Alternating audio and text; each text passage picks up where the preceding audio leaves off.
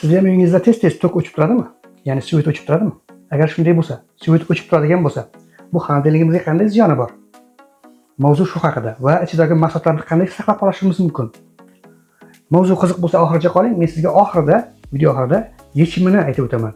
Qanday xonadonligimizni asrashimiz va ichidagi mahsulotlarni saqlab qolishimiz haqida. Avvalo yana bir qo'shimcha fakt aytaman, bu sizlar uchun qiziq bo'ladi deb o'ylayman. Bilasiz, xonadonligimizni ichini to'ldirib olsak, hozirgi no frost, ya'ni hozirgi mahaldalar ichimizni to'ldirib olsak, havo aylanishini to'sib qo'ygan bo'lamiz va kompressorga kuchlanish keladi. Uni oldingi chiqishlarini deb aytganman. Endi xuddi shunday qanchalik to'la bo'lsa, qanday ziyoni bo'lsa, ichi bo'sh qolishining ham shunchalik ziyoni bor. Bayramda yoki bo'lmasa bir yig'inda xonadonligimiz to'ldirib olib ketadi, lekin ko'p holatlarda xonadonligimiz bo'sh turadi. Buni ko'p kuzatganmiz. Bitta ikkita narsa bo'ladi-da, bo'sh turadi. Bu ham xuddi shunday, ya'ni faktda bu.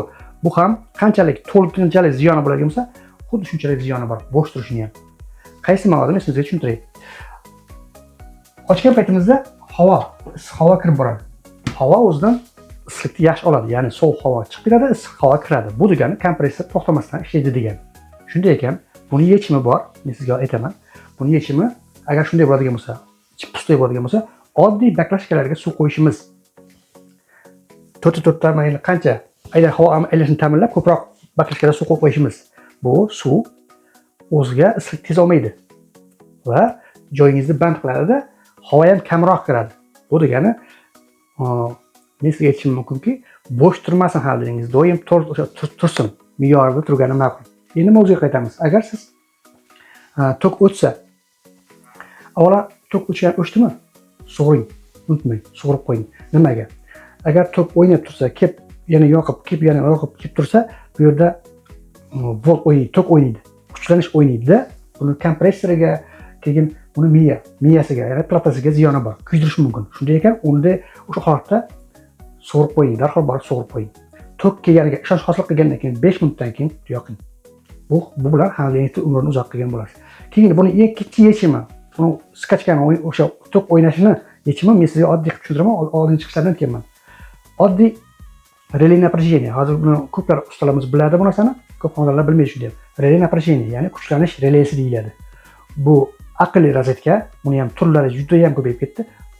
Bu arziydiki, xonadoningizga qo'yishingiz kerak. Undan keyin sug'urma qo'ying. Bu o'zi sizni xonadoningizga himoya qilib oladi. Bu birinchi variant. Endi ichidagi mahsulotlarni qanday saqlab qola olamiz? Ichidagi mahsulotlar deylik, siz qo'rqamizki, go'sht olishga, ichiga saqlab qo'yishga, ertaga suv o'chib qolsa, go'shtlar aynib qoladi degan maqsadda ichini to'ldira olmaymiz biz ko'p holatlarda. Endi bu yerda yechim bor. Oddiy, sizga tushuntiraman, oddiy.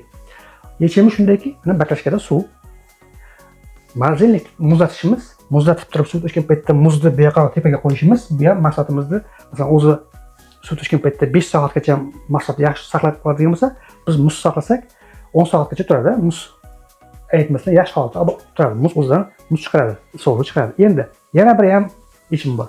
Buni ozgina fizikaga o'rnak qilamiz. Baklashkani og'zini ochib, deylik 1 litrlik baklashkangizga 2 osh qoshiqda tuz solib,